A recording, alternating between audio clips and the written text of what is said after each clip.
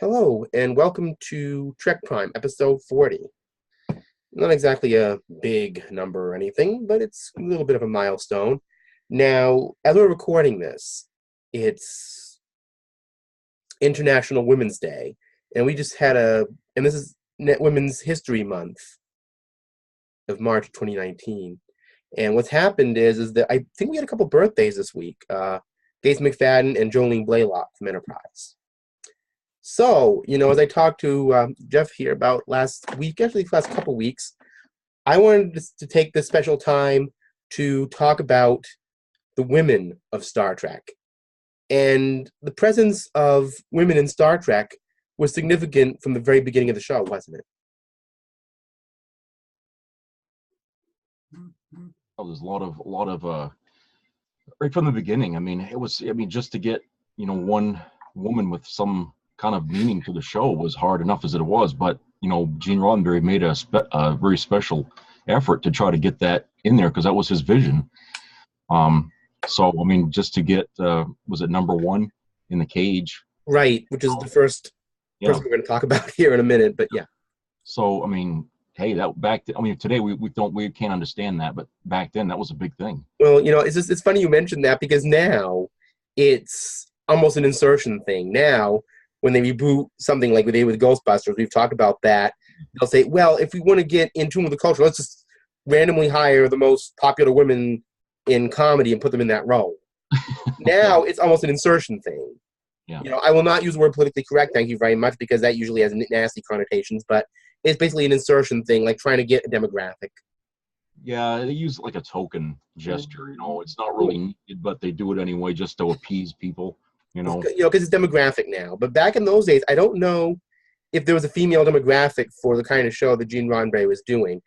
And I wanted to say that we're going to start here. Jeff and I talked about it earlier with the women of Star Trek. And we're going to be going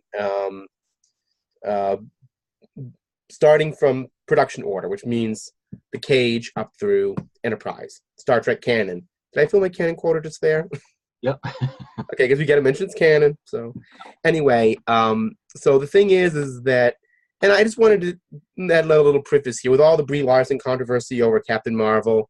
I just wanted to know we are two men with some white in us. I'm actually Latino, but I'm just saying that there's some white, there's some Irish, some English who are talking about women's issues. But we're paying a tribute to a show we like, so if you are somebody who's of the opinion that men should keep out from underfoot talking about female characters, give us a break or just don't watch this video. I'm just saying. Anyway, so this may not be for you if you want to hear a woman's point of view. Another woman who reviews these may have a better point of view on the inside than we do. So yes, go watch them. But if you don't want to hear it, you don't have to hear it from us. We're just talking to a general audience. Male, female, whoever wants to listen. So we're going to start with this number one character. And the one thing weird about that character, and I know it's a pilot, and pilots don't have to be, polished brass, but they didn't even give the number one character a specific name. Did they? Yeah, they right from the beginning was number one. That's really just a nickname. I guess was she the first officer, or basically what Spock did? That's just No, I don't think Spock was the first officer. She was the first officer, but number one is the slang term for it, like XO or executive officer or something. Right, Spock was just the science officer of the whole situation. Yeah, so anyway,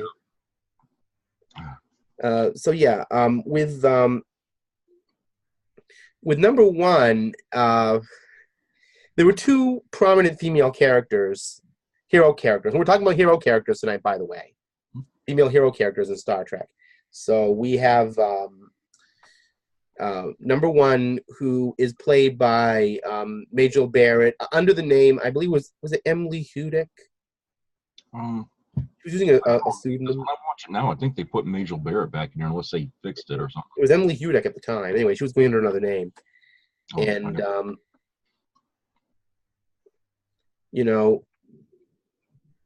number one was a character who was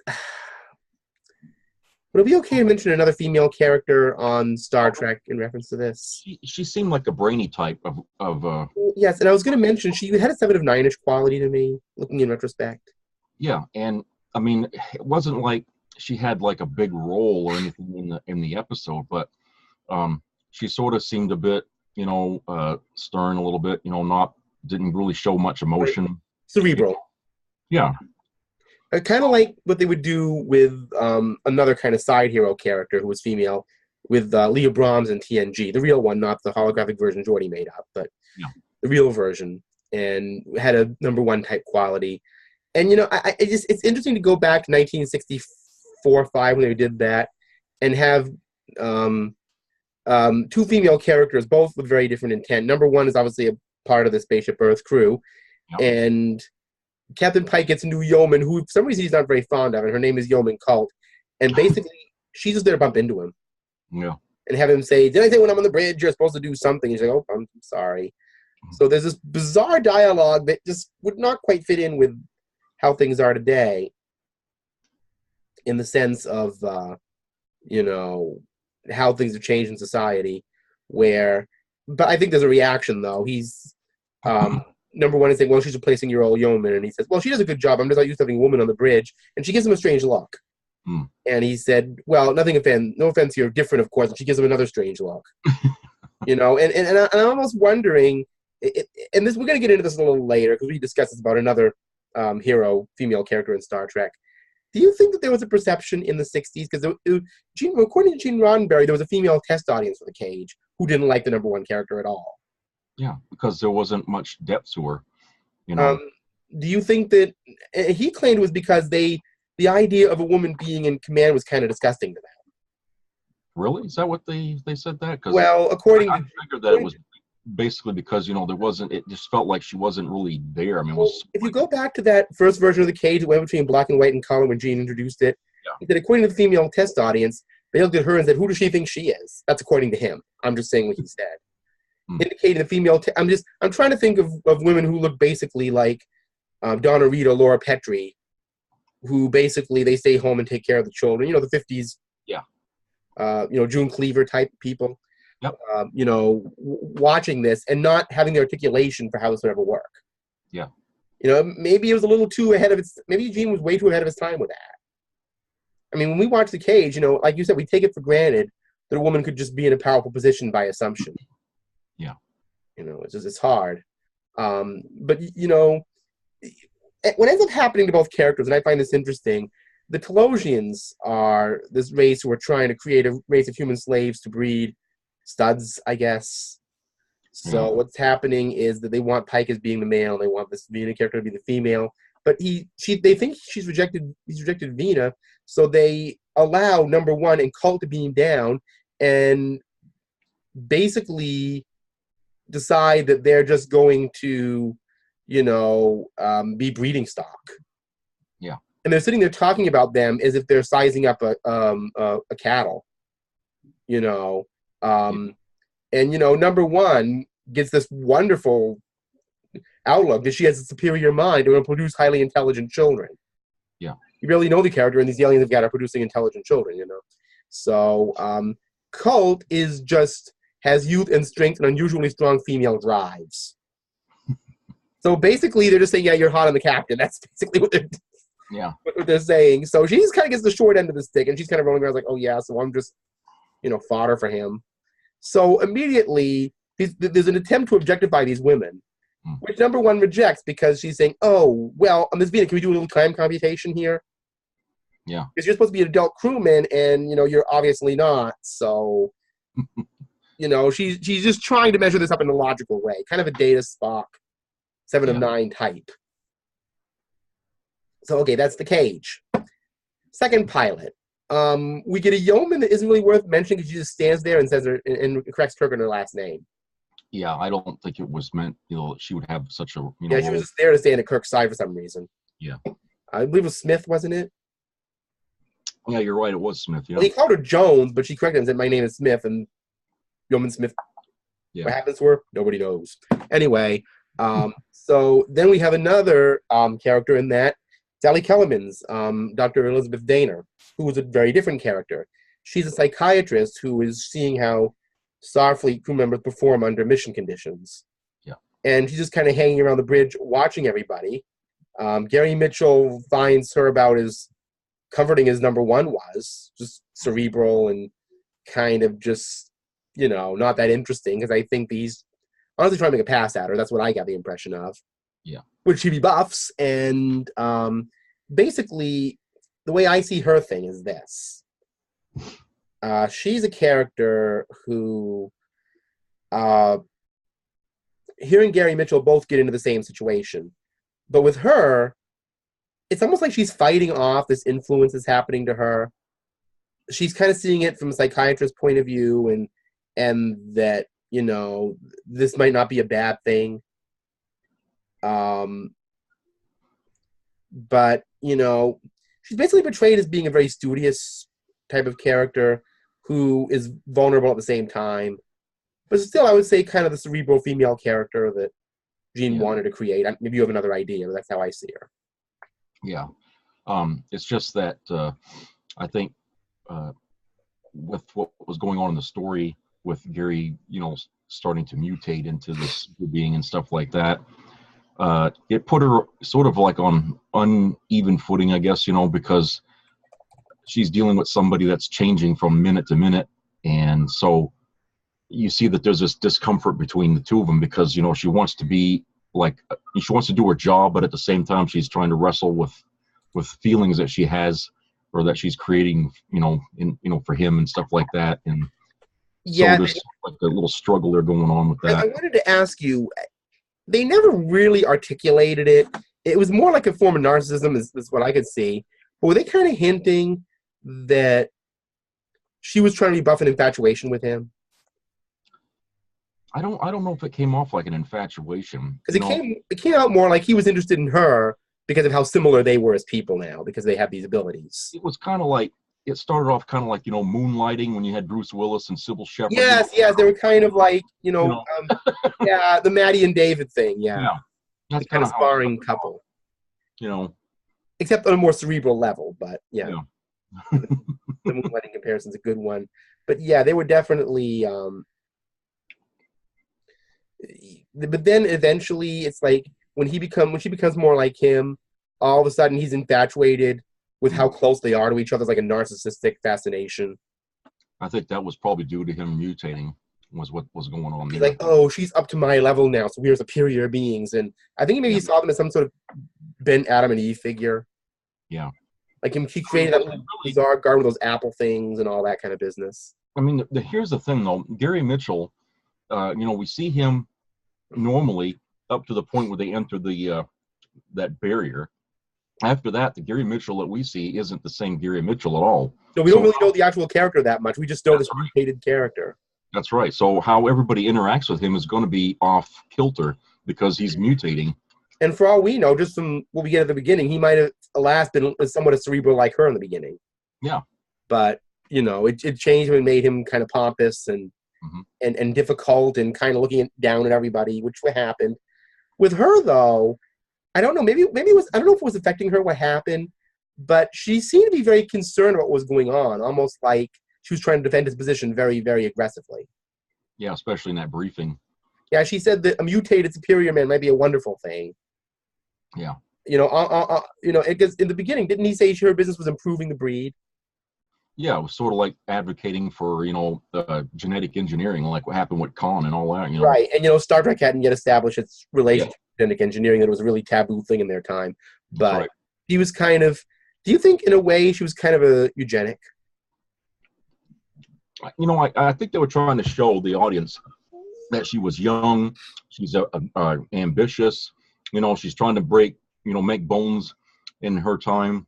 And I guess that was like a stereotype of young people, when they get out there and they do their job, they want to make an impact, so that way they're always remembered.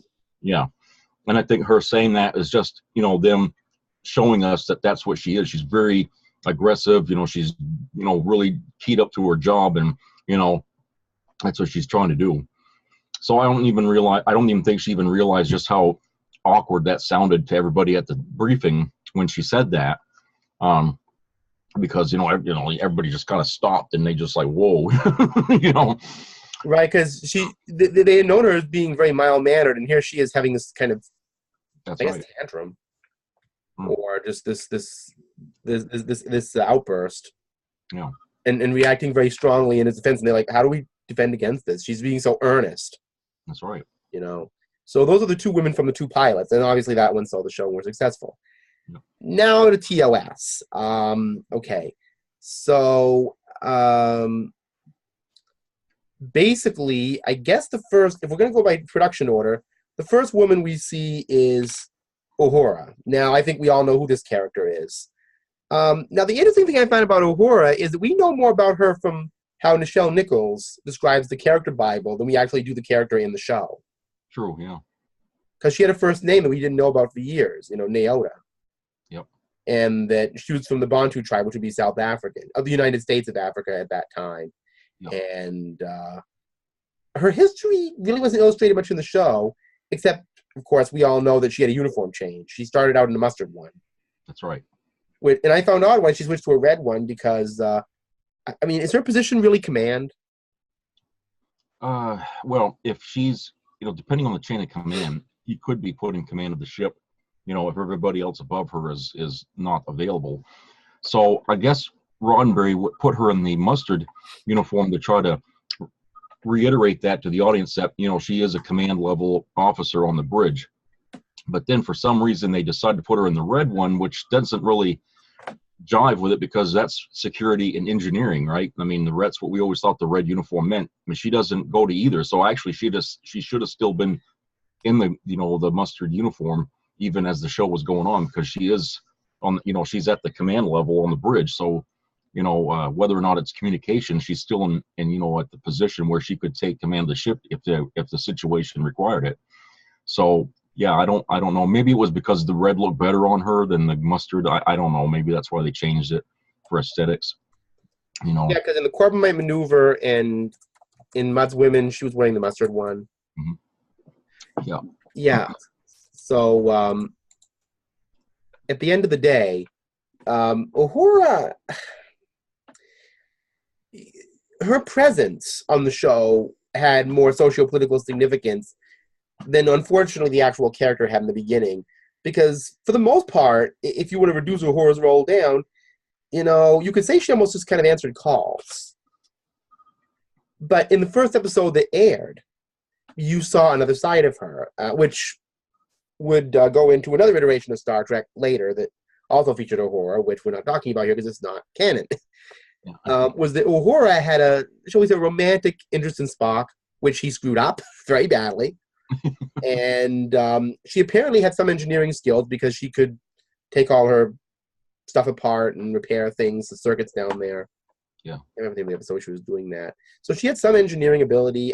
They didn't really flesh out the character in TOS all that much.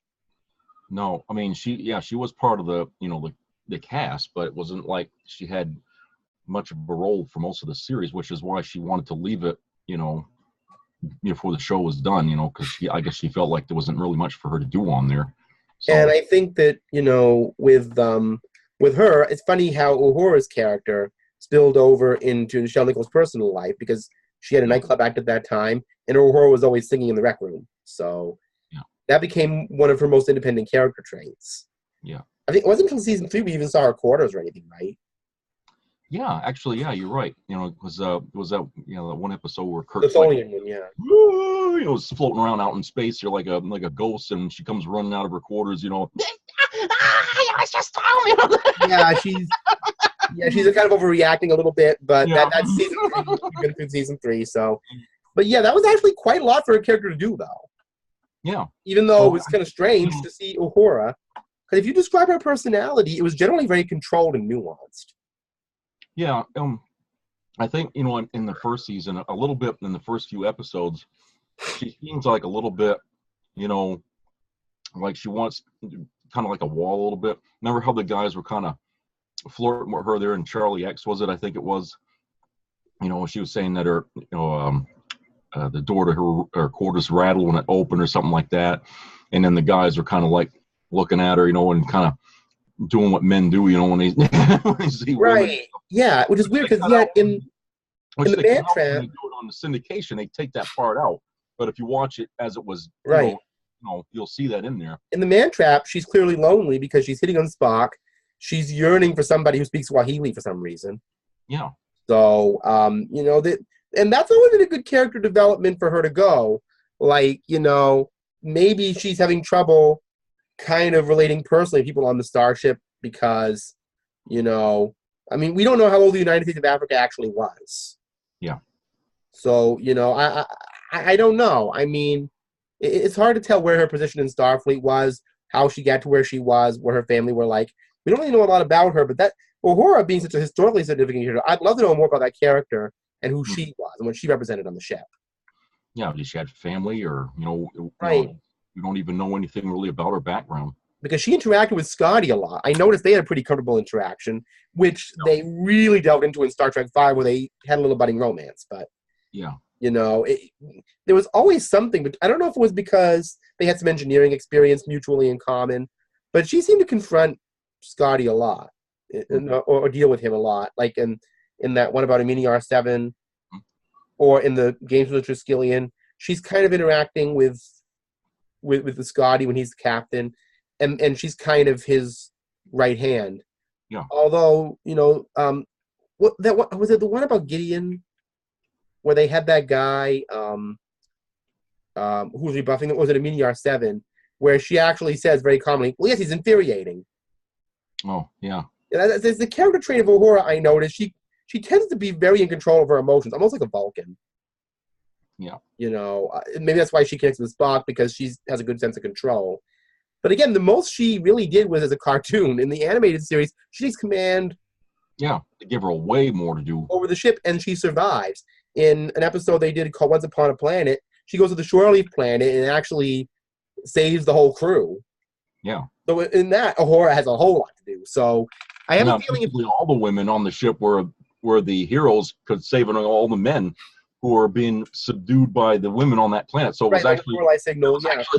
a whole, you know, you want to talk about. That was after Women's Lib, so I think maybe there was more freedom to do that kind of story in that time. There was in the 60s. So, you know, now, one little thing about Uhura, I think we mentioned this. Michelle Nichols later said that a lot of people come to her and ask her if she feels exploited wearing the miniskirt.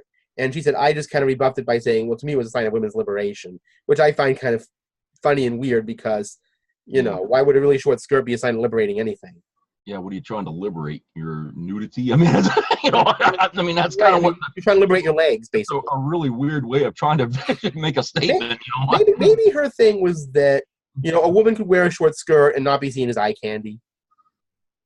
You know, I don't know. Maybe it was yeah, I don't know about that, but it's just, I think, you know, it was just at the time. It was probably men that decided that women should wear something like that, which in itself is sort of like, you know, you got the, what do you call that? The male dominance. You're trying to, you know, basically do these things to women that women didn't want to have to be seen like, you know, in the first place. They didn't want to be seen as eye candy. And yet here she works on a show, and then all the guys are designing uniforms for the women that look really seductive in a way. And, you know, I mean, because look at all the female other characters, you know, the guest stars, and some of the outfits that they wore. I mean, they were pretty revealing a lot of times. Now, you know, and I've heard Majel Barrett speak about this character in a very different way, but I want to mention her. That would be Nurse Chapel, Majel Barrett's second role in the show. About a 180-degree turn from number one. This character is McCoy's a professional woman for sure, but she keeps giving up career points for men. She gave up a career to be with that Roger Corby, who's going to be a robot anyway, so an android anyway. And then she basically just languages there as a nurse because she wants to be near Spock, who she's infatuated with. Yeah. And who cannot share her affections. I think he does, but he cannot share it. You know, so, and she spoke very ill of how that character had to be. She much preferred number one and Luxana Troi as characters. I'm sorry, I'm getting into other characters, but I'm just saying. But you're right, though. I mean, you know, the other characters, because that thing with Christine and Spock was going nowhere. I mean, I think everybody knew that was going to happen. Yeah, I hate to say it. Majel always spoke of Chapel as kind of being a loser in the series. kind of just chasing after Spock. And I think they should have focused on trying, her and McCoy having more of a, because they work together, instead of her and Spock. And when they did do that, they kind of somehow centered it around Spock again and just got in a weird place where she had to face her infatuation with him. So basically, but in the movies, she actually became a more professional character because she was a doctor. Yeah. So Chapel became, I think, more interesting, even though she didn't much of a point in the movies. But yeah, each movie, she seemed like she was doing a different job somewhere. Right, they just kind of putting her on, she was a doctor in the motion picture. What was it going to be the next? You're going to be out there shingling houses next or something? Right, then I think in Star Trek 4, she was working in Starfleet Communications somehow. Yeah, how she goes from a nurse to a communications. Well, I mean, what was she doing? Working at Utopia Planitia Fleet Yards by 6? I don't know. Yeah. So shuffling around. Her character was just floating everywhere. Yeah, unless they just did what they do with every Star Trek character in the TOS movies and just made her a captain. Yeah, really. Captain. First officer. Then Captain Scott, Captain Spock, Captain Chapel. Why not? So Captain rank at somebody. Yeah. So anyway, all right. Now we're gonna go to. We talked about this rank. I'm not gonna go into it. We talked about the Yeoman rank. What I call it the revolving door Yeoman syndrome. There were a lot of them in TOS, so I'm not gonna mention all of them. But I'm going to mention the most famous one, who actually was only in part of the first season, Yeoman Rand. Yeah. Now, I'm not sure if Yeoman Rand can advance up into other parts of the starship in certain ways, or if, I don't know. I always thought that was like a beginning level to command level or something, or But she wore a uniform. Crew member or something. Because usually the Yeoman is just for the captain. She does sort of things for him. On the ship that he doesn't want to take the time to get off the bridge to do. She does a lot of his legwork for him.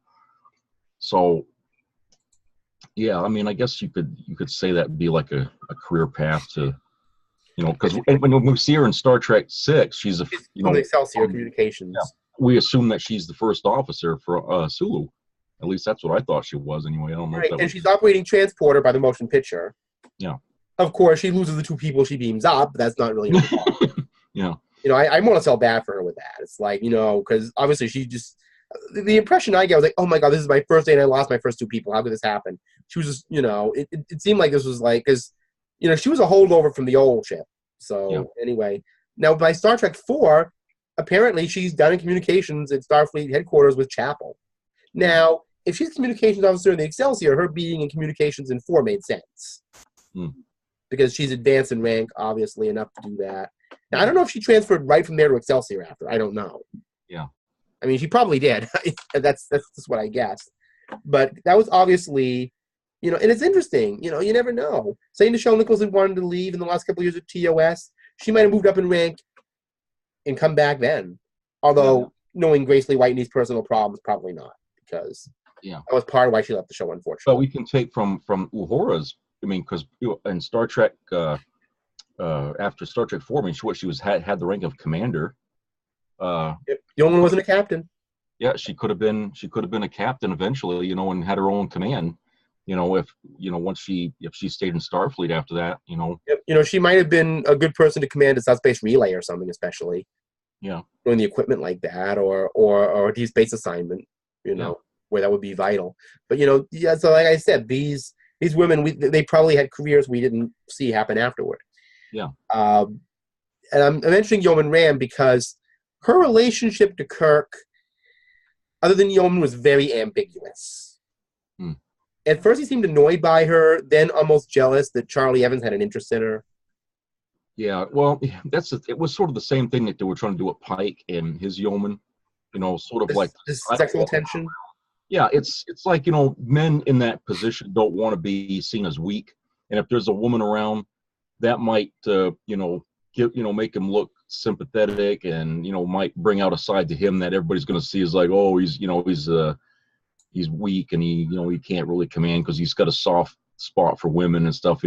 That they have this image problem, which I don't agree with. I think it's bullcrap because I was in the military and I've seen all sides of that friggin' thing, and it works better than you think it does. Well, that goes with the conversation. To be a captain, right? that I think now we covered basically all the female main hero characters in TOS because I wanted to bring up a broader point about TOS. I think we can use the TOS's. I don't think TOS was disrespectful to women in any way. I mean, in a particular way. Of its time. I mean, yeah, but it reflected sexual views at that time. Yeah. In the sense that, women who were working on that ship could work, but they were supposed to kind of just, I wouldn't say caregive to the male characters, but sort of just be almost secretaries or operators. Yeah.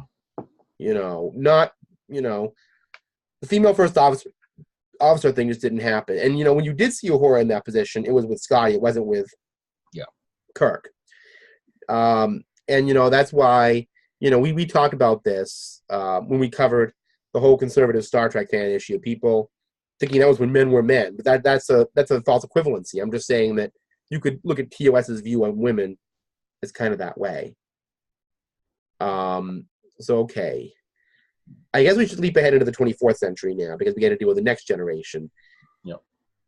This is a controversial time because I've heard two views on this, okay?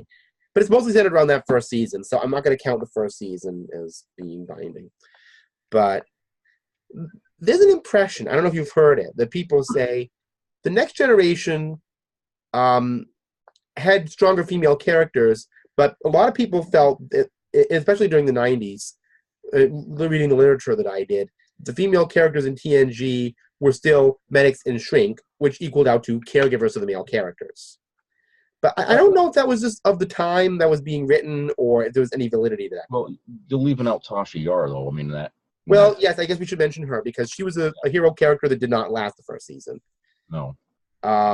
We're trying to break that mold with her, giving her, a job that usually men would be ahead of. Right, she was head of security. Yeah. And what ended up happening, interestingly enough, is that Yar ended up not being utilized much. No. She ended up just being a character that kind of interacted with others. I mean, they had that one episode where she had to do that fight. Remember? Oh yes, on the Ligon one. Yeah, I can't remember the name. Code of Honor. Yeah, Code of Honor. That's the one. Yeah. Yeah, which unfortunately is often considered to be really racist. I mean, I think there's another way to look at that, but we can do an episode analysis of that one because there's different ways to look at that one. But yeah, that did kind of showcase Yar as being sort of the strong female character that Gene Roddenberry wanted to project, who I wanted to add, because I've met Denise Crosby personally. Very lovely woman, I will say that. I told her my little story about Encounter at Farpoint, and I got a hug, and it was nice. So anyway, so if you're out there, Denise, thank you. I appreciate that.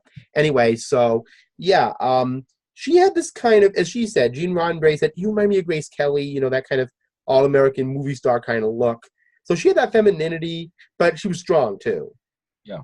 And I always felt, this is just me, that character should have been major that first year. Yeah. They should have pushed her way out further because there was a lot they could have tapped into with that. As you said about the military, and we'll get into this again later too, your experience in the military, that the women there could be in a command structure and be very authoritative and strong, but still maintain a sense of femininity.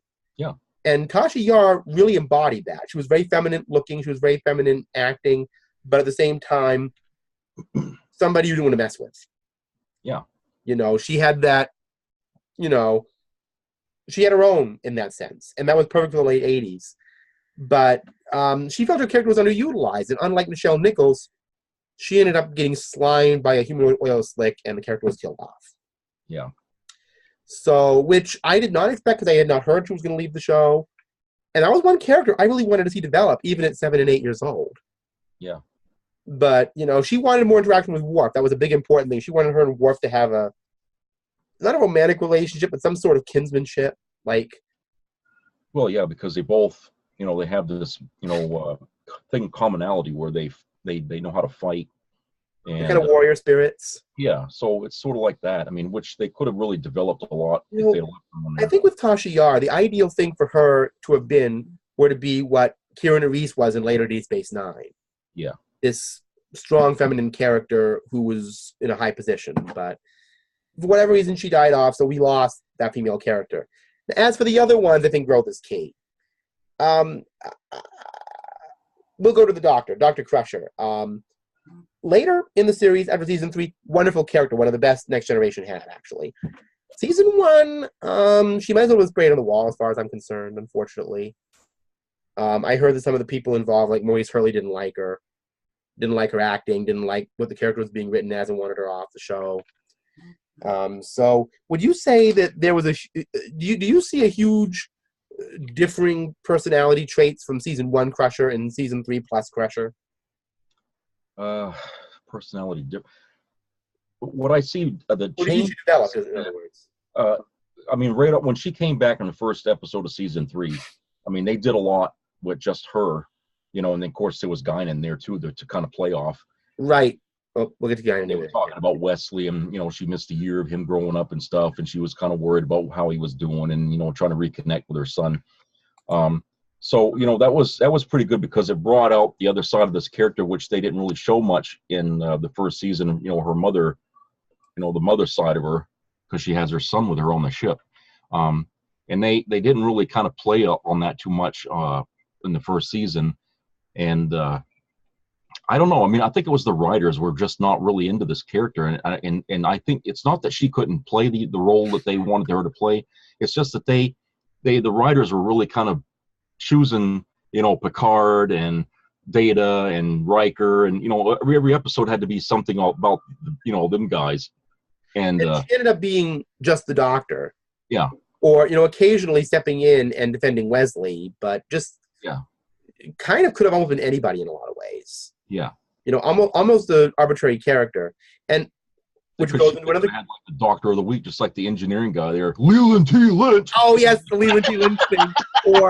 Or well, speaking of female characters, we have... these are control chips! McDougal. McDougal, yeah, who just basically is there to be stressed and irritated. Yeah.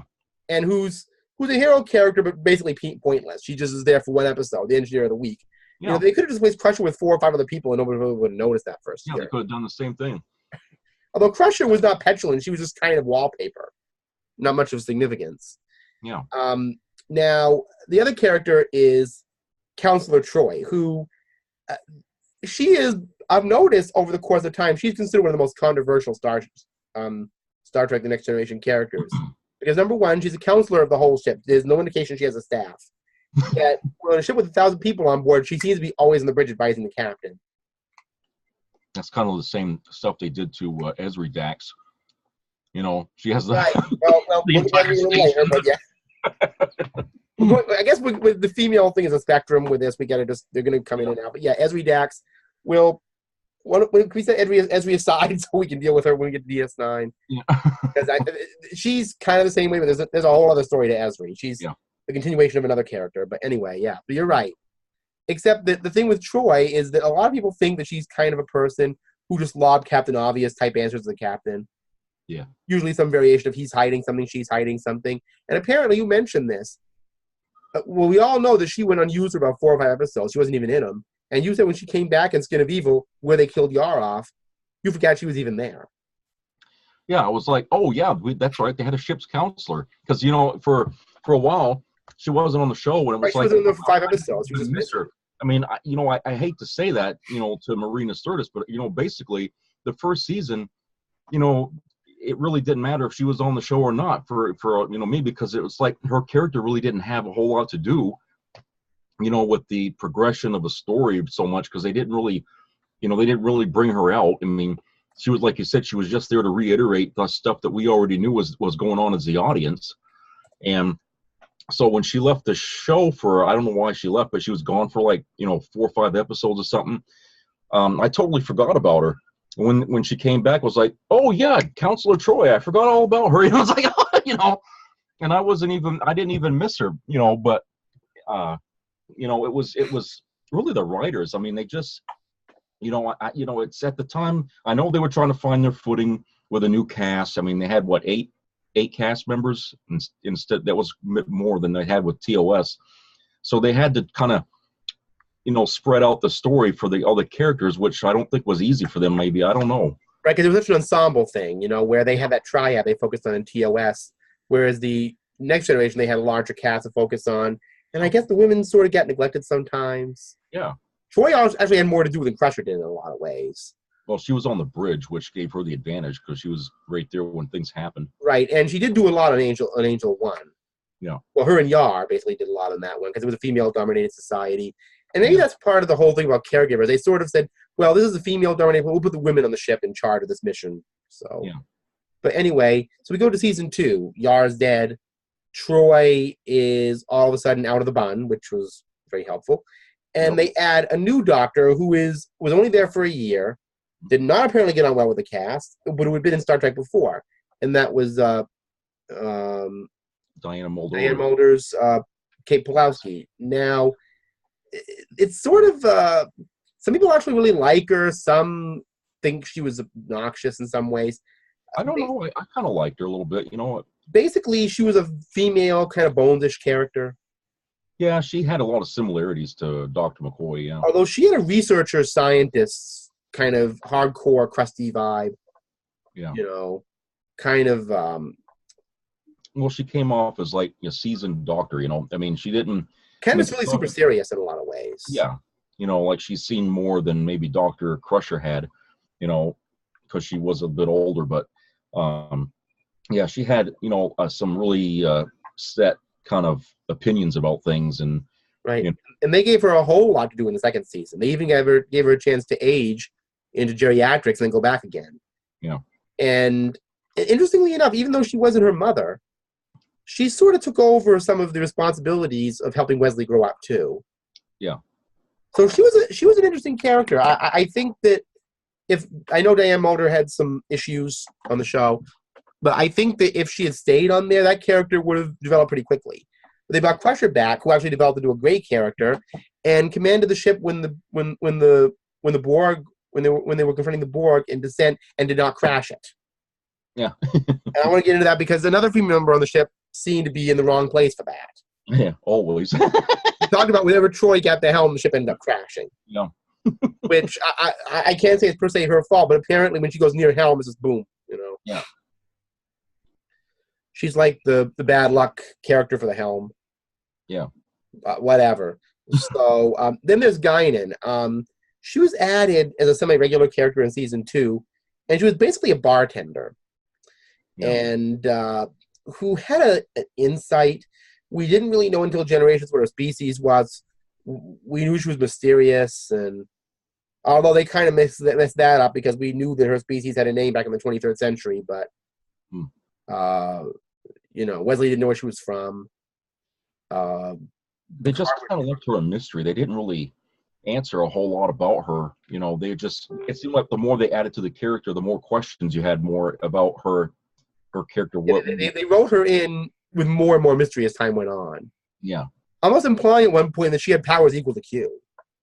That's the way it came off in that season 2 there when they went Q, who I guess is what. Q seemed frightened of her. Yeah. And they never really explained that. Who caused trouble and seemed to be a threat to him. Yeah, they never really explained that. And she said they've had some dealings, so I don't know what that was. That was like a plot point they didn't really go into. But basically, she kind of, in a way, filled the position that Counselor Troi could not when she was on the bridge. She kind of consoled the crew. Yeah, she seemed like more with the captain, though. I mean, it seemed like the captain and her had more than he did with Counselor Troi. It seemed like he could go to her with things that he was thinking about instead of the counselor, you know. So, yeah, Guinan sort of became the captain's personal confidant, or I guess, you know. Right, so you had that situation. And there's a couple of people I wanted to mention from TNG too that were side characters, but I consider them characters that I would love to have seen again. One of them is a definite hero character, although we only saw her once. Actually, Judd's Robin Leffler. Now, she was really a foil for Wesley, but right off the bat, to me, she kind of came off as a character that had a very strong identity. Yeah. They gave her Robin's Laws. They gave her a very distinct character right off the bat. And usually side characters don't have that. They had another one, you know, which they explored in comic books as the nervous ensign syndrome. Gomez, remember her? Oh, yeah. One who spilled chocolate all over Picard. She's a sensitive character. You know, she feels everything on the ship, basically. Yeah, but you know, I liked her because you know she was in a way like an early version of Barkley. You know, where Yeah, she was kind of that more angsty character. yeah, and it would have been interesting to just make her sort of like a recurring character and see her develop. You know, she's kind of more the kind of character you'd see more in TV shows today, Yeah, which I think they overdo now, actually, is where all the characters are super interconflicted. yeah, And, you know, rather than being a character who was all polished brass about herself. And yeah, she expressed more vulnerability, but ability to do things at the same time. Just, you know, like you said, proto Barkley in her yeah. way. Now, Leffler was interesting because she was a young character, but really had good charge over her situation. I would have loved to have seen her come back. She's a staple of the novels and comics, but Ashley Judd getting as big as she did, you know. But that was a good thing. I'm gonna mention one character who is an awkward hero character because in the end she did kind of betray them. Roland. She started out as being a character that needed redemption, who was very flawed, and would you describe her as even a little antisocial? Oh yeah, especially when we first get in, she just wanted to stay the hell away from everybody, you know, because her interaction with people before being on the ship was always, you know, something bad. So she just wanted to stay away from people, you know, and you know, avoid trouble and just do her job and get out, you know, is what she wanted. Right, and Guinan developed a rapport with her, and they ended up becoming close at first.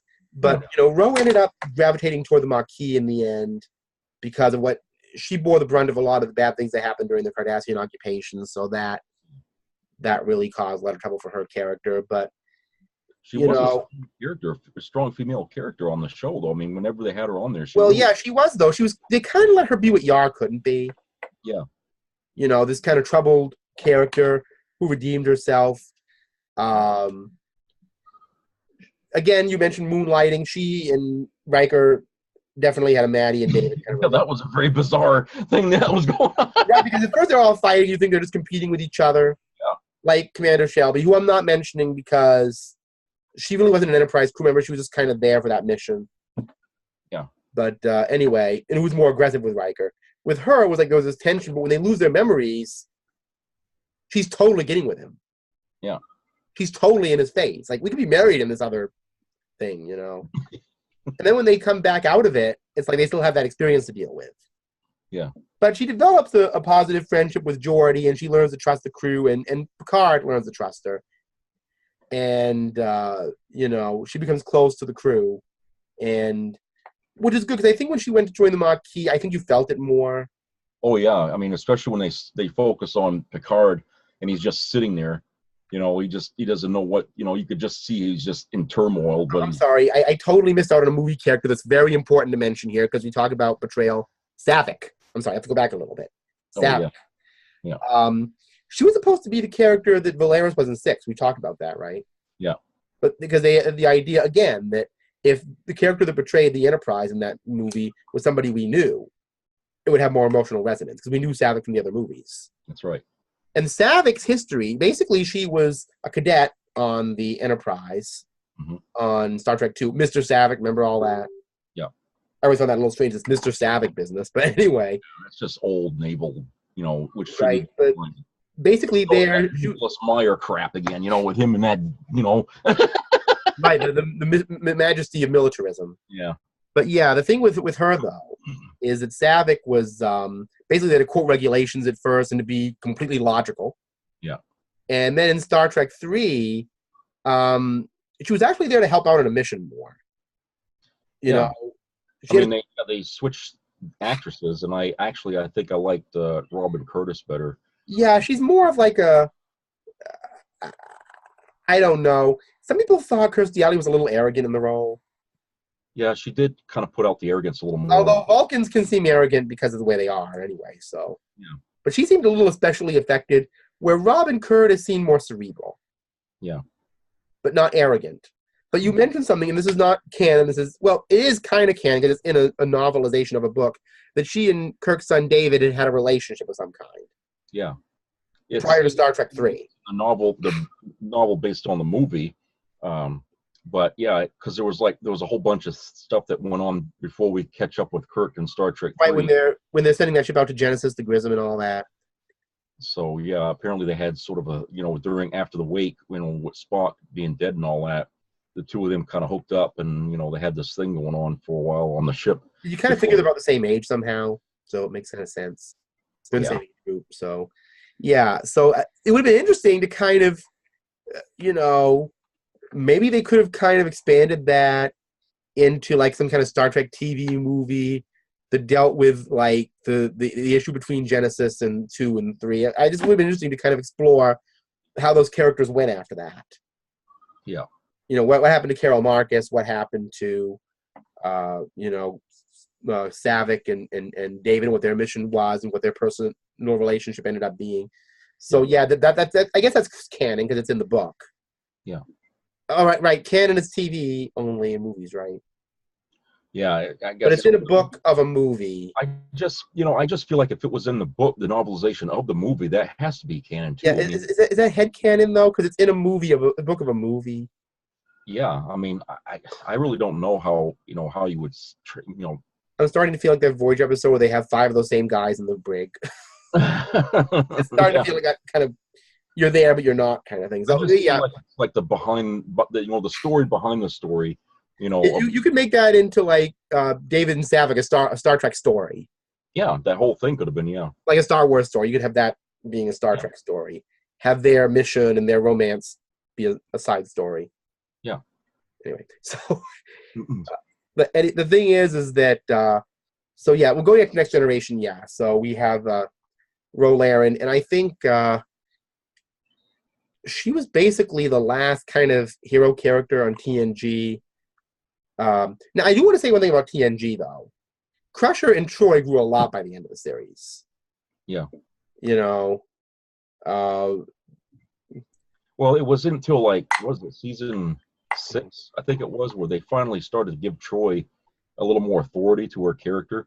They put her in a uniform. She did the Commander test, and they gave her a uniform, and they Captain Jellicoe gave her that uniform, because we talk about that a lot, about why they're putting her first in the cheerleader outfit, then in these bizarre non-regulation jumpsuits that made no sense. Yeah. And then saying, well, she holds the rank of lieutenant commander, then why is everybody else wearing casual garb? Yeah. And Jellicoe was right. I would, if you're on the bridge work, I want you in your regular uniform, not wearing what you're wearing. You know what I mean? I'm wondering why she just wasn't wearing a regular uniform after season 1, Yeah. After that cheerleader thing, I don't know why they didn't put her in a regular outfit. Yeah. Like Crusher had, Yep. Like that blue outfit. They could have just put her in one of them. Yeah. But for some reason they decided it's either the cheerleader or that weird jumpsuit thing. But anyway, so so that's TNG. Deep Space Nine is a whole other animal. Now, with Deep Space Nine, okay, we're getting into an era now where, it's 93, the 80s are over, and there's this really aggressive attitude about pushing anything from the 80s by the wayside. Except, here's the weird thing about the 80s. I don't know if you watched a lot of TV in that time. You probably did. A lot of the strong female characters on TV really came up in the 80s. Like the Alexis Carrington types. Maybe they were villainous or whatever. But there were stronger female characters in the 80s that started to develop. Yeah. And, so in the 90s, that just became more prominent. The female characters in Deep Space Nine were quite a bit different. Yeah. And they all grew a lot. We started out with Kira,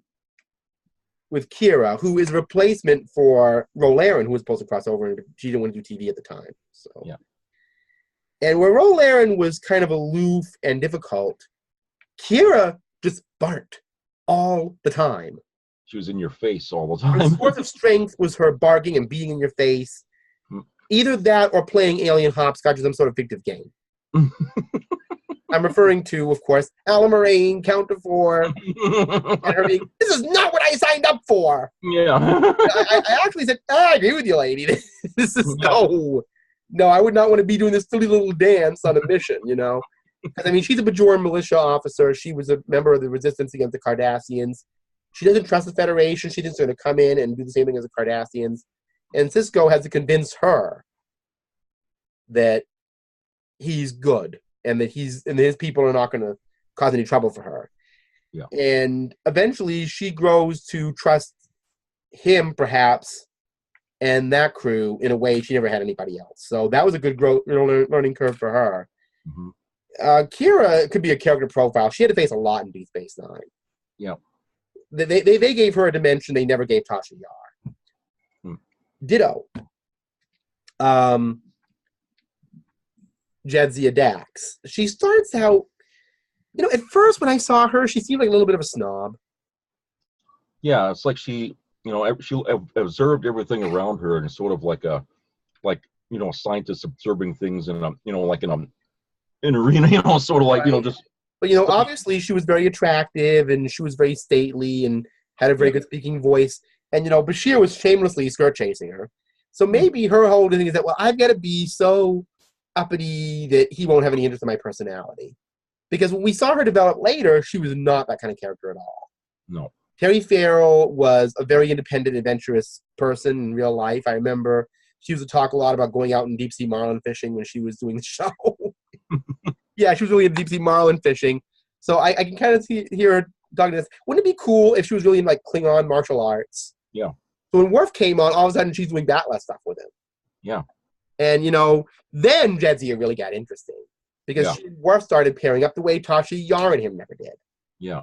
And you see another side of Jadzia where she's adventurous, where she speaks up for herself, very independent, and very down to earth, rather than this uppity character that tries to run away from Bashir all the time and is kind of a cold fish. Yeah. Kind of this ultra scientist type. She becomes an intelligent woman who's a strong, commanding figure. So these are nothing like the Next Generation characters. They're much more developed in a lot of ways. Yeah. So it kind of fits with the 90s where women, like you said, were becoming more central now in TV. Right, that holdover from the 80s where you had stronger female characters starting then. They became more mainstream at that time. That's right. And, luckily the characters in Deep Space, I will say the female characters weren't whiny ones, because sometimes that happened in the 90s too. The more a character who was female whine, the more of a woman they were. And I've talked to enough women to know they'll say, oh, that's crap. Mm. We're not going to whine. We're going to kick your butt, I mean, they're like, no, so, this is, let me show you how it works, but we're still going to be feminine while we do it, so that's the whole idea of that. Now, there's some other characters in Deep Space Nine, too, that I kind of want to mention peripherally, because they're kind of hero characters, or they become that. Of course, it has we've mentioned Keiko, so I'm not going to mention her because she was nothing but wallpaper. Yeah. So that was the only wallpaper DS9 really had. Yeah. But she carried over from TNG. And she really didn't have much of a role except for the teacher on that ship, which was actually kind of interesting. It gave her something to do other than just be obnoxious to O'Brien. But like I said, another character I found interesting, although maybe a little underutilized, is Lita. She was a character that was Bashir's girlfriend at first, if I remember right. Yeah. I believe she was a former Dabo girl. Yeah. And at first she seemed kind of ditzy, but then they started to add more dimension to that character, and she kind of gained her strength through Rom and through that relationship with him. So she was kind of a evolution. Now, I was going to mention the Mirror Universe characterization, but even Nana Visitor, who played Kira, had an issue with that. They basically turned the Mirror Universe Kira into this complete dominatrix. All the women in the Mirror Universe on Deep Space Nine were sort of like bullies. I mean, they were just, they went to the nth degree. Right, they were just the opposite of hero characters. They were all kind of, S&M dungeon type people. Yeah. Which is why Nana Visitor said, I'm not comfortable with the idea of Mirror Kira being bisexual, because I don't want to see people see bisexuals as being villainous. Yeah. Except the fact that there was one episode that I found kind of almost funny, where she kind of wants to kiss herself. I kind of always thought that, oh, I love myself so much, I just got to kiss myself. The other character from the other side is like, oh, I want you to love me because you look like me and I just love the way I look, just being so narcissistic. Yeah.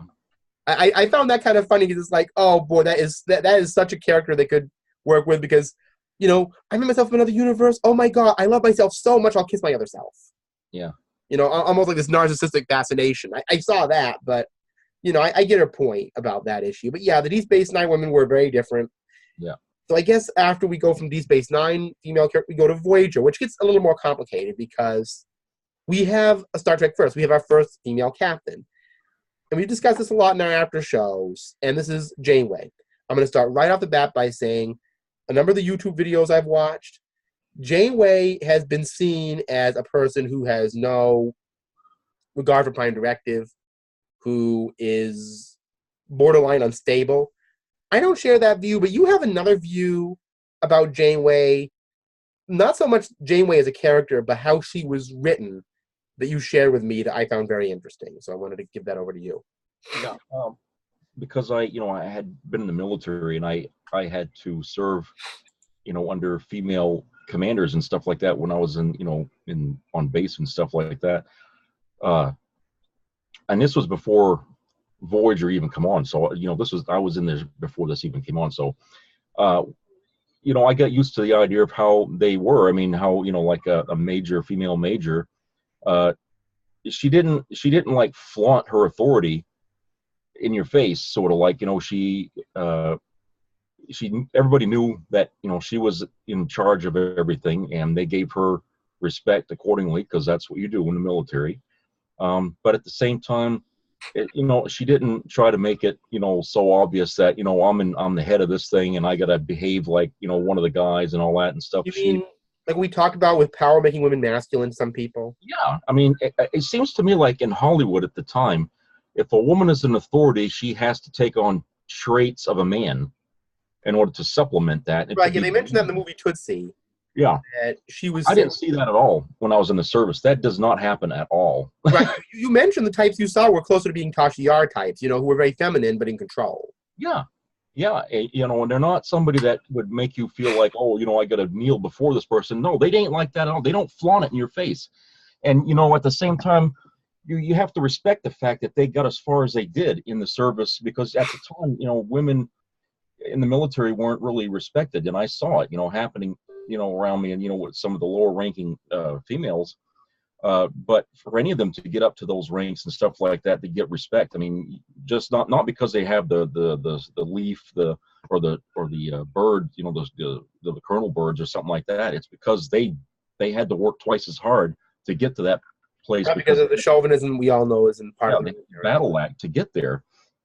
And so, I just didn't feel like there was anything wrong with having a female as someone that was an authority over me. And like I said, when I watched Voyager and they bring out Kate Mulgrew and she's starting to play Janeway, and she's kind of standing there with her hands on her hips and she's got this authority thing. It seemed cartoonish in a way, because it's like that's not what I've seen when I was in the military, and people, the females don't act like that if they're in charge of anything. They don't stand there like this and they pose and preen like a pathetic peacock, in front of the camera trying to look like a man. They did kind of at first try to mold her into kind of a Devil Wears Prada character. And, one thing Kate Mulgrew's mentioned over the years is that in the first year, they kept changing her haircut over and over again to make me look more severe. Yeah, I don't know why. They wanted to make her look, because I mean, she's not unfeminine by any means, but she felt that Jillian should have more of a motherly vibe, more of a maternal vibe to her character, which they did do later. They kind of made her into more of a motherly type, soften her up a little bit, so rather than her be this kind of Freudian character in a way who, in order to get power, has to be masculine.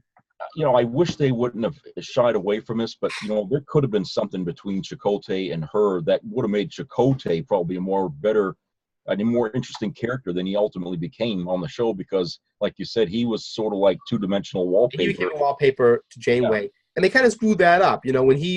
When they had this disease and they were on this planet, and she should have, I mentioned this in the romance one we did before, where she could have showed interest in him. She just said, okay, well, we should keep it professional. I got to go out and talk to this monkey about the weather. Yeah. So they ruined it in the most weird possible way. Yeah. Yeah, it was, because I've seen, women with rank and stuff like that, and they have their husbands are there and everything. And there's nobody's like looking at these people as, oh, they're weak now because he's married with her. It's not. Yeah. That doesn't go on. And then they bring up that whole thing that, well, the chain of command could make it awkward, blah blah blah blah. But I don't think I've seen it myself. It doesn't make it awkward at all. It's like, it's like meeting regular people out on the street that are married. It doesn't affect us. We know who the boss is. When I worked at a store before I went in the military, all my bosses were female, and I when they came in, their husband would come in or something like that. They would ask me to do something. I didn't look at them as being weak because they were married or they had a fling or something like that. And that was crazy. Well, we know Janeway had a boyfriend before she went out in the Delta Quadrant, so we know that she was attached. So that wasn't an issue. But I think she was more concerned with Chakotay because he was the first officer, that it might compromise the command structure. Yeah. But when she found out that he moved on, her fiance moved on, they could have done something with her and Chakotay, because they sort of alluded it beforehand. They sort of messed up that aspect of Janeway. But I'm sorry, we forgot a key DS9 character. We mentioned Jadzia Dax. Yeah. Well, she died, and you mentioned her before. Then we brought in another Dax, Ezri Dax, who was a counselor. And you were going to make a point about her, but I wanted to add that in. We're going to backtrack to Deep Space Nine a little bit. Yeah. Oh, yeah. She's just, they kind of like dumped all these people on her. She's like, she's in the last year of the show, so they dump all this responsibility on her very quickly. And here she is as an ensign, right? And I understand she's got all this history because she's got the symbiont inside of her, so she's got centuries going way back even before TOS probably of being, with all this experience that she's got. But still, that's in the body of a young girl that's, just green out of the academy, basically. And they're going to dump all of this. Well, I don't know how many people are on that station. And they're going to dump all that on her as the only therapist on the station. And we saw how it was when she had to help Garrick. It wasn't easy for her, even with all the experience she had, in the other bodies. Garrick kind of fell apart, and then she did because she wasn't prepared for her roles. So. Yeah. So I felt it was a little bit unfair, that, they did that to her. Yeah, she kind of got, and that's the one thing about, if Terry Farrell had left in the last couple of seasons, they brought Ezri in. Maybe at the start of the Dominion War, there would have been time for the character to develop. But just put her in the last season, we didn't really get to see much of her. Yeah, it was. Yeah, I was starting to like her towards the end of the show. Right, but they were kind of rushed developed her. Yeah, it was too bad that it was handled that way. And then she actually got with Bashir. Yeah. The other Dax did not. This one did. Yeah.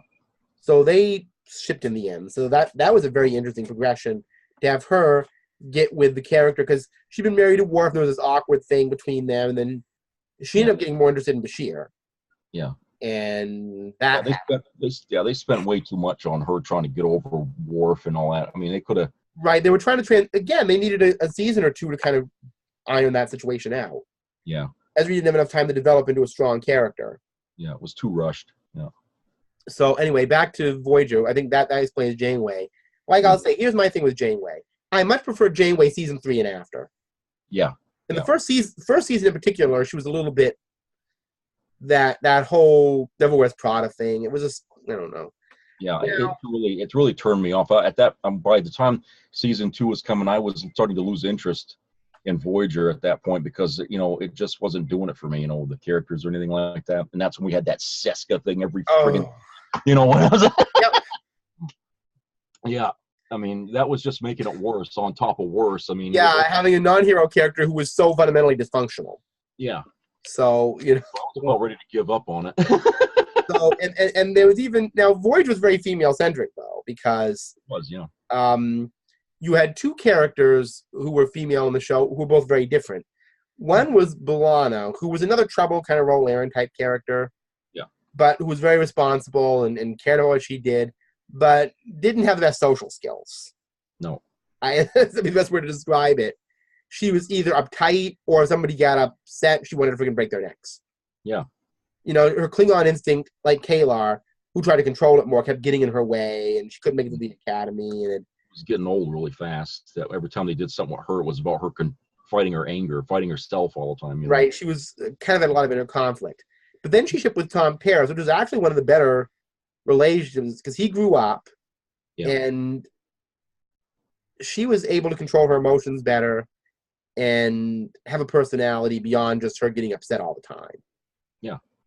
Now there are two female characters. One came into the show, one left, and there's a lot of controversy around it.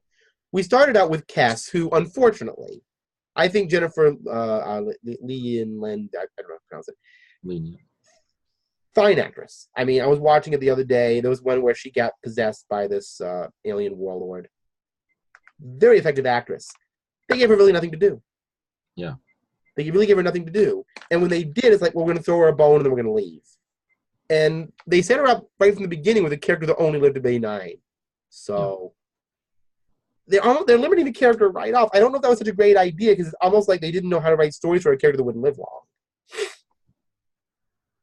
But, Star Trek series only lasts 7 years, so, they were just, logistically, how's this going to work?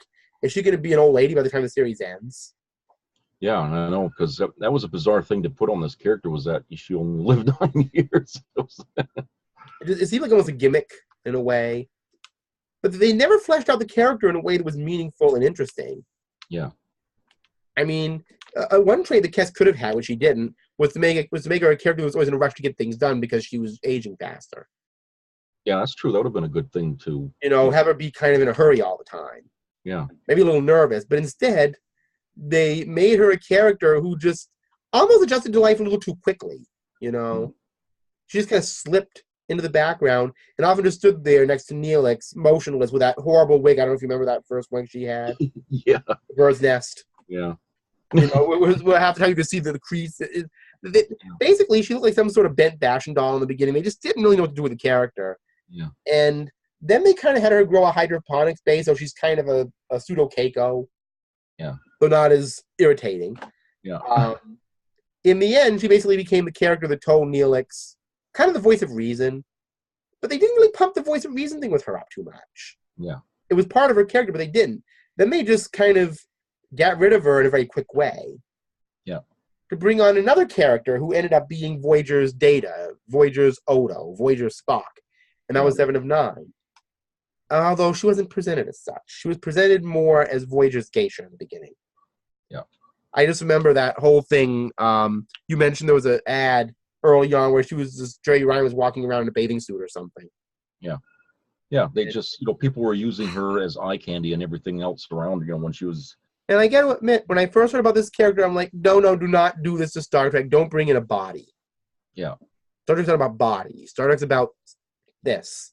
Yeah. But I don't know if it was Jerry Ryan's choice or the writer's choice. They gave her a lot of that. Almost like to say... I think what happened is, maybe there was probably women beat the hell out of the male writers, and they said, "Oh, we're taking over this character."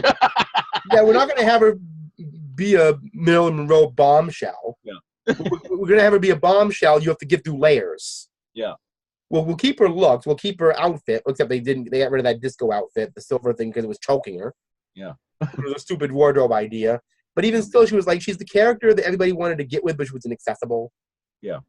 But in the end, she often ended up being, when Jamie was making a decision that related to humanity, like if the Doctor was having an existential crisis or whatever, 7 of 9 would often be that character to remind her, well, when you liberated me from the Borg, you made a difficult decision. She'd always kind of use her example as a way to remind Janeway of her directives.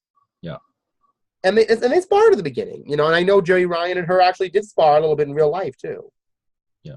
Unfortunately. I think because she didn't like the way Jennifer Lane had been written off. And she didn't like this exploitation of 7 of 9 either. Who had the same concern that you did was that she didn't want Voyager to end up becoming the eye candy of the week kind of thing. She just... Right. So I think with her, there was a kind of a mother trouble daughter relationship. Yeah. Because in the beginning, 7 of 9 didn't want to obey the rules. That's right. She thought their objectives were flawed. She saw holes in their reasoning. She almost became the character. She was almost like they put a Star Trek fan in there saying that, what you got wrong over here? She's almost a character saying, you're getting this wrong. Your idea of exploring space is flawed. You should go a straight track back to the Alpha Quadrant and not explore and all this stuff. She kept saying that, like, this is, you're going to run into this every time. And there was some logic to that, but it went against the human nature to explore. She's an efficient character who's logical, actually very Vulcan-like. Yeah. And that's why she and Tuvok end up having a better understanding, because she's closer to being Vulcan in her way, being a human raised by Borg. Yeah. But she also deals with trouble with that, certain mental issues that come with that. And you kind of figure she wasn't going to be paired with anybody in the show until all of a sudden at the end they just pair with Chakotay. Yeah, they shoehorn this thing in there, and it's Like, what are we in an alternate reality? You know, it's like, it just seemed like we were all of a sudden we just jumped into a different universe. You know, where I never saw 7 of 9, and the first is a romantic character at all. Yeah, I mean, and being very content with that position. I didn't see her as being a character that needed that. I figured that by the time the show was at its end, you'd see her not wearing the cat suits anymore. She'd wear a regular outfit. She'd let her hair down. And you'd see more of a human side to her, where she'd kind of let go of her board control, basically. Would she just be more sociable, and by that time be more relaxed on the ship? Still, that's what I was hoping that would happen. But the odd part about it is she was a human raised by Borg, so she was always made a little different than everybody else. Yeah. You know, but I was hoping that by the end that she would find her humanity finally, and that would have been how they could have tied up her character, not just have her just jump in with Chakotay as if that was the answer. That's not the answer to that character. That's not what we was looking for, you know. But like I said, the fact they brought in 7 of 9 as a tragic figure who had some interesting points, and who was actually very helpful, certainly a lot more helpful than Kes was, because half the time Kes being there put the ship at risk. When the Okamba find her, they're burning down the ship, burning down the plants, you know, because of her. She gets involved in a time where she ages backwards and all this stuff. So and then when she gets her power, she starts endangering the ship that way. Yeah. And they bring her back in a horrible way I'm not even going to mention.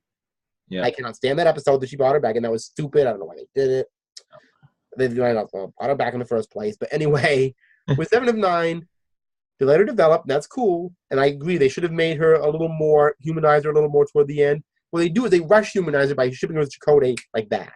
Yeah. It's like, okay, we're going to have a series, and we'll just ship you with him. Yeah. In the finale. You feel like you missed something. You know, like what happened? Well, they were on the holodeck, but she was the holodeck version of him, so you figure that's just her assessing things. Yeah. You didn't get the impression in real life they were having any sort of rapport. Yeah. Yeah. But like I said, you know, 7 of 9 was instrumental in helping the ship build the astrometrics lab and helping them interface with Pathfinder. Yeah. And so, you know, she really helped them build a little more toward getting back to the Alpha Quadrant and dealing with other species, even though the promotion of her could be a little strange. Like, I remember I told you about this where they had this big deal of, oh my God, this week 7 of 9 is going to sing. You know, like, yeah, I know. It's like the advertisers just couldn't stop with the. And then they brought in The Rock with her for no reason at all, except wrestling was going to be over on UPN. That was a crazy episode. That did not need to happen. Yeah. That was just like, why? Yeah, that's when they were trying to promote wrestling, not in the middle. Wrestling on. So, like I said, they had a great character with 7 of 9, and they kept, like, we're going to push her into some weird situation to promote the show. What was going to be next? You're going to have Roddy Piper on there taking them on or something? You know, geez, or the Hulk Hogan shows up, and, you know. Yeah, they promoted her in the most absurd way, but I still love that character, and and you know, she, along with Jadzia Dax in particular, and I would say Tasha Yar in season 3 through 7 Crusher were my favorite Star Trek women up to that point. So, okay. Now we're going to go back in time a little bit. They do this prequel called Enterprise, which I want to do a thing on Enterprise eventually. That's we're starting to get into some of the issues we have now in Star Trek, only the season's starting to be planned with that one. But it's canon. They've connected it, so yeah, I'll consider it canon. We go back to having Vulcans, and we mentioned Jolene Blaylock before. We have Subcommander T'Pol. I'm sorry. Yeah. I almost looked at the Treebark thing because for the first year she was just up in like a Treebark jumpsuit. Yeah, that's what it looks like. And I mean, and this is the interesting thing with me. If she was still a member of the Vulcan High Command who was there as an observer of some sort, why wasn't she wearing some sort of Vulcan civilian outfit? It didn't even look like a uniform. It just looked like, you know, just something that Vulcans wear, you know, when they're not in the military or something. When they're doing tree cosplay? Yeah, I mean, it was the ugliest jumpsuit I ever saw. Man. It looked like a pine tree. Yeah. And of course that wig she had on didn't make her head look normal. Yeah, it was not as bad as the Kess one, but it wasn't far from it either. Yeah, it didn't fit on her right. You know, I don't know what the hell they were doing. But still, and here's my impression of T'Pol. I think they were trying to go off the 7 of 9 thing with all the kind of, you know, sex kitten kind of look. Yeah, they were kind of, playing back that on, yeah. But she was definitely a full Vulcan type at the beginning, but they kept kind of bringing her character into being one whose emotions were close to the surface. Yeah. Which I found a little strange. It's kind of like Sarek. Every time they have a full Vulcan, like Tuvok or Sarek or T'Pol, they always try to play up their emotions, whereas they have a half Vulcan like Spock, they try to play it down. And the thing about T'Pol is she wasn't the only Vulcan where they kept their emotions to the surface. All the Vulcans seemed to have their emotions. That was a trait of the Vulcans in Enterprise in general, that all of them seemed to be very emotional and very secretive and very conniving. Yeah, so it was like that was one of the things a lot of fans didn't like about that show, was that the Vulcans were kind of twisted a little bit and not right way, rather than being benevolent, peaceful, but logical characters. Yeah.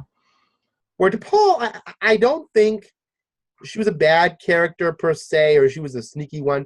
Just more one caught up in a lot of crap, Yeah. Like when she had Pinar syndrome, remember?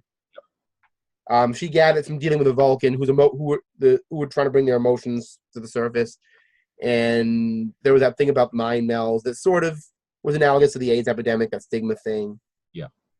Which I found weird, because why would a race that suppress emotions have stigmas? Yeah. You think that would go with a paranoia? Yeah.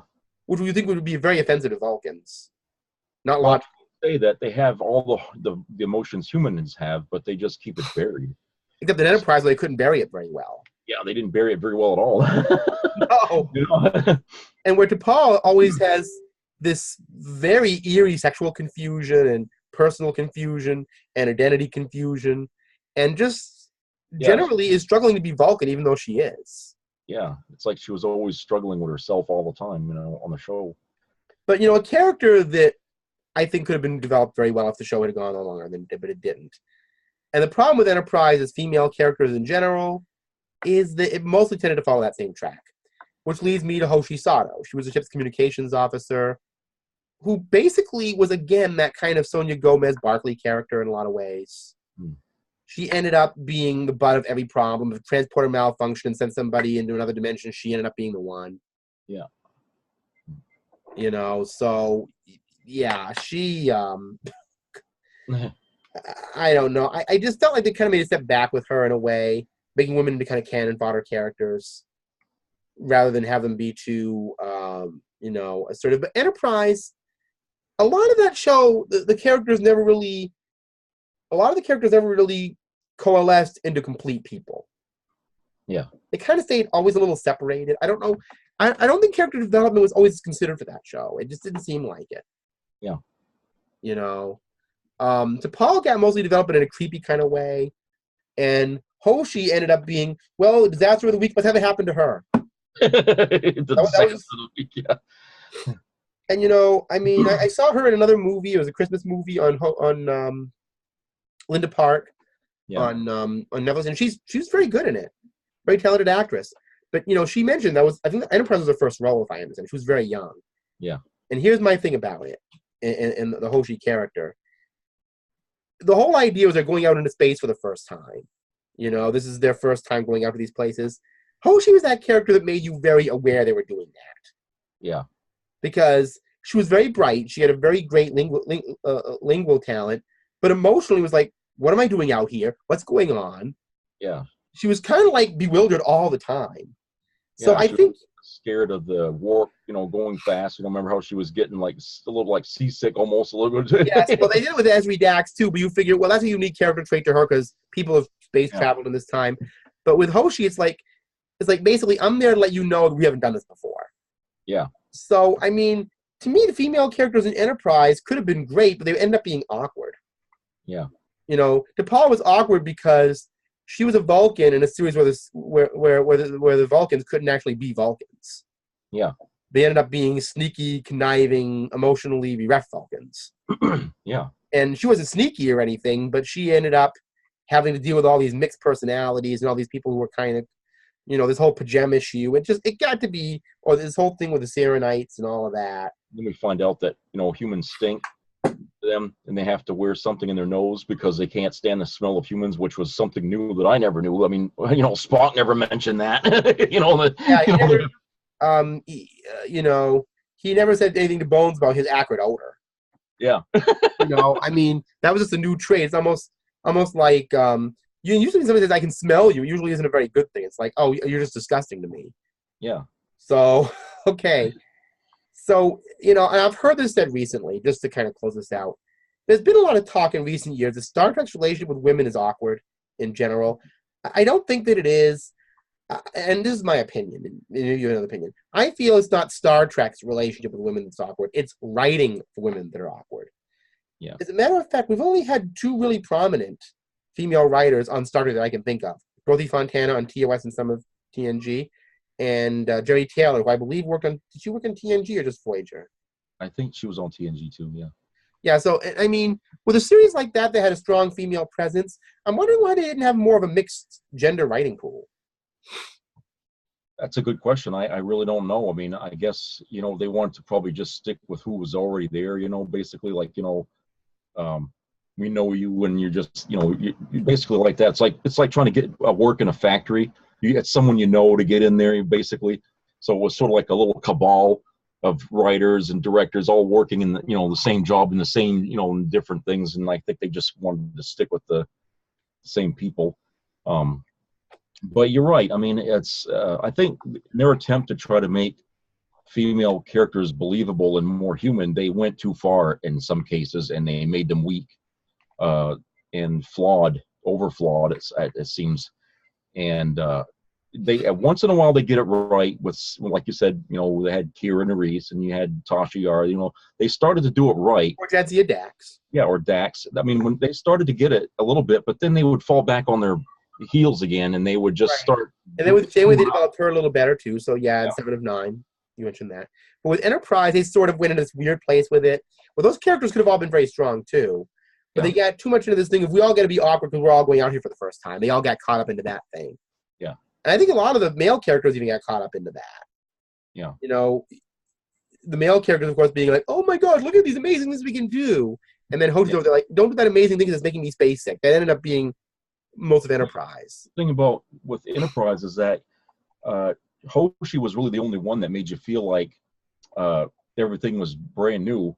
But then, the helmsman, he was like someone who he grew up on a spaceship. Right, so he was just wowed by it, like, oh my God, this is all so new and amazing. He was all kind of wowed by everything. But it wasn't like such a new thing for him because he grew up in space, but his life on a spaceship. But he was all infatuated because he'd known it all his life. Yeah, and so all this stuff on the next one was all fascinating to him. And then, of course, what's his name, the security chief there on the bridge, Reed. Yeah, Reed is another mystery character. He didn't really come off as a person that was like new to anything. It just seemed like he was like more concerned with, we have to respect the captain and you got rules to follow, stuff like that. Being a mystery character too, Yeah, I mean, it just, it seemed like if all the characters were kind of more like Hoshi, at the beginning, it would have added more of a flavor to it. Because I agree. I think they made them all like that. It would have been a little more stable. Where making her like that made her character seem weak. Yeah, and like I said, for us as the audience, or veteran Star Trek fans, they were going out into places that we already seen, and they made sure that we knew about it because every time they went somewhere, the Vulcans were right there.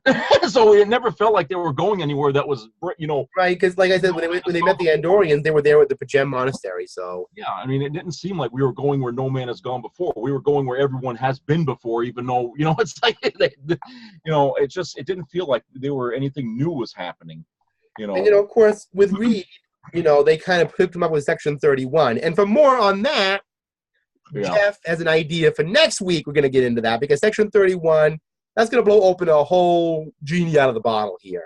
That's snowballed into something. And it's not going to look like Will Smith either. Thank you very much. I'm just saying, y'all know about that. But anyway, so basically, is there anything you have to add about women in Star Trek in general? Because I have one basic point I wanted to finish with.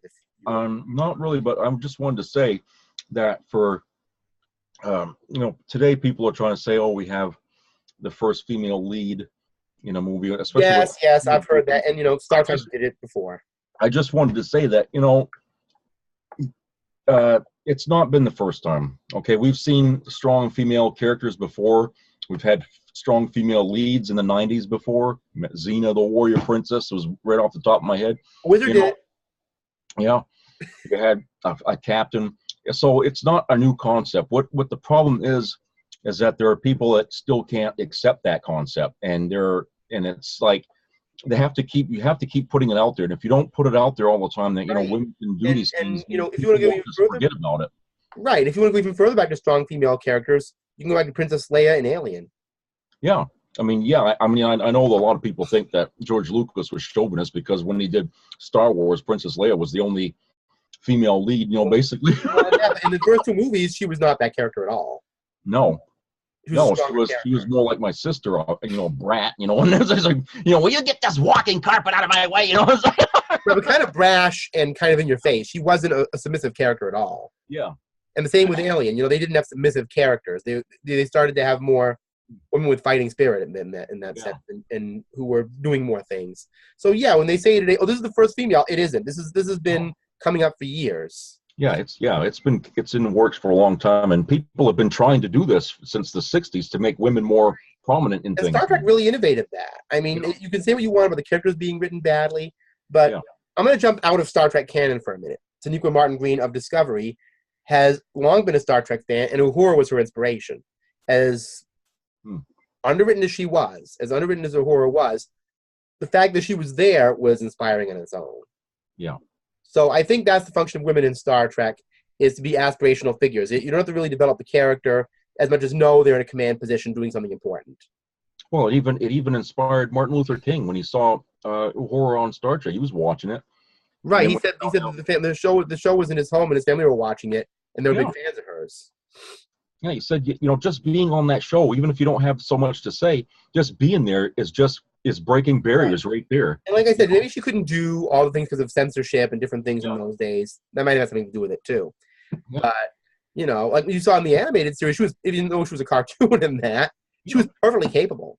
Yeah. Uhura was freaking awesome in that, at least to me. Yeah. I mean, she was absolutely amazing in that one. And like I said, I would say my favorite Uhura is the animated one because she got to do a lot there. Yeah. Well, you really get to see, what her authority they give her distinct missions to do. Yeah.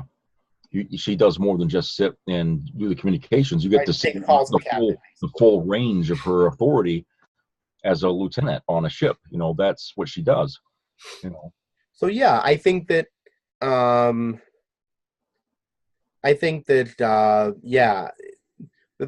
for national, especially in a day and age where women in America are in a very fragile state right now.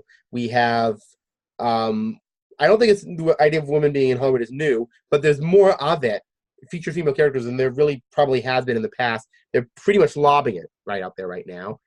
And the controversy of things like the Me Too movement and some of the issues it's creating, American women are going through a lot of changes very fast. Some good, some not so good. And, I think Star Trek represents what human women, or women in general, because some of these women were aliens. I wanted to mention that. Kira was an alien. What they could be in the future. I think that actually is what Star Trek has said to be. So that includes episode 40, unless you have anything else to say. And next week, section 31. We got to do it. We got to do this because there's a lot of points to be made about this, but we're doing the fun stuff this week. So this is just, a fun character conversation, but we got to deal with that next week. But until then, live long and prosper. To all the ladies out there, to all the women, working women, struggling women, whoever you are, happy International Women's Day, Women's History Month. Live long and prosper. Bye.